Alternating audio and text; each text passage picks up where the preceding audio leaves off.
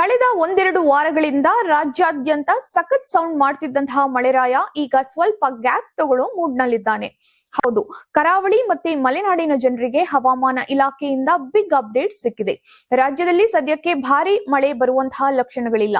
ಮುಂದಿನ ಕೆಲ ದಿನಗಳ ಕಾಲ ಮಳೆ ರಭಸ ಗಣನೀಯವಾಗಿ ಕಮ್ಮಿಯಾಗಲಿದೆ ಅಂತ ಹವಾಮಾನ ಇಲಾಖೆ ತಿಳಿಸಿದೆ.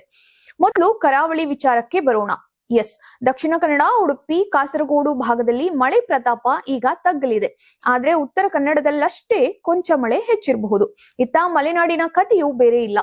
ಕೊಡಗು, ಹಾಸನ, ಚಿಕ್ಕಮಂಗ್ಳೂರಿನಲ್ಲಿ ಜಸ್ಟ್ ಅಲ್ಲಲ್ಲಿ ಒಂದೆರಡು ಹನಿ ತುಂತುರು ಮಳೆಯಷ್ಟೇ. ಅತ್ತ ಶಿವಮೊಗ್ಗದಲ್ಲಿ ಮಾತ್ರ ಸ್ವಲ್ಪ ಮಳೆಯಾಗಬಹುದು.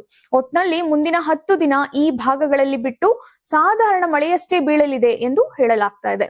ಇನ್ನು ಉತ್ತರ ಒಳನಾಡಿನ ಕಡೆ ನೋಡಿದ್ರೆ ಕಲಬುರ್ಗಿ, ಯಾದಗಿರಿ, ಬೀದರ್ನಲ್ಲಿ ಜಸ್ಟ್ ಮೋಡ ಮುಸುಕಿದ ವಾತಾವರಣ ಮತ್ತೆ ಅಲ್ಲಲ್ಲಿ ಸಾಧಾರಣ ಮಳೆಯಾಗಲಿದೆ. ಉಳಿದೆಡೆ ಸುಡು ಬಿಸಿಲು ಮುಂದುವರಿಯಲಿದೆ. ಆದ್ರೆ ಇಲ್ಲೊಂದು ಗುಡ್ ನ್ಯೂಸ್ ಇದೆ. ಜುಲೈ 24ರಿಂದ ಉತ್ತರ ಒಳನಾಡಿನಲ್ಲಿ ಮಳೆ ಮತ್ತೆ ಚುರುಕಾಗುವಂತಹ ಸಾಧ್ಯತೆ ಇದೆ. ಇತ್ತ ದಕ್ಷಿಣ ಒಳನಾಡಿನ ತುಮಕೂರು ಭಾಗದಲ್ಲಿ ಚೂರು ಮಳೆಯಾಗಿ ಆಮೇಲೆ ಮಳೆ ಸಂಪೂರ್ಣ ತಗ್ಗಲಿದೆ ಎನ್ನುವುದು ತಜ್ಞರ ಅಭಿಪ್ರಾಯ. ಹಾಗಾದ್ರೆ ದಿಢೀರ್ ಮಳೆ ಯಾಕೆ ಕಮ್ಮಿ ಆಯ್ತು ಅಂದ್ರೆ, ಸದ್ಯಕ್ಕೆ ಅರಬ್ಬಿ ಸಮುದ್ರದಲ್ಲಾಗ್ಲಿ ಬಂಗಾಳ ಕೊಲ್ಲಿಯಲ್ಲಾಗ್ಲಿ ಯಾವುದೇ ದೊಡ್ಡ ಚಂಡಮಾರುತದ ಪ್ರಭಾವವಿಲ್ಲ. ಸಮುದ್ರ ಸೈಲೆಂಟ್ ಆಗಿದೆ. ಇತ್ತ ಮಳೆ ಕಡಿಮೆಯಾಗಿದ್ದರಿಂದ ನಮ್ಮ ರಾಜ್ಯದ ಪ್ರಮುಖ ಡ್ಯಾಂಗಳಲ್ಲೂ ನೀರಿನ ಮಟ್ಟ ದಿನದಿಂದ ದಿನಕ್ಕೆ ಕಮ್ಮಿ ಆಗ್ತಾ ಇದೆ.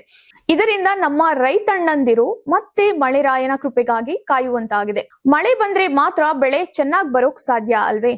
ಆದ್ರೂ ಸದ್ಯದ ಹವಾಮಾನ ಬದಲಾವಣೆಗೆ ತಕ್ಕಂತೆ ರೈತರು ತಮ್ಮ ಮುಂದಿನ ಕೃಷಿ ಕೆಲಸಗಳನ್ನ ಇಂದಿನಿಂದಲೇ ಪ್ಲಾನ್ ಮಾಡ್ಕೊಳ್ಳೋದು ಬೆಸ್ಟ್. ಇಲ್ಲದಿದ್ರೆ ತೊಂದರೆ ಖಂಡಿತ ಆಗಬಹುದು.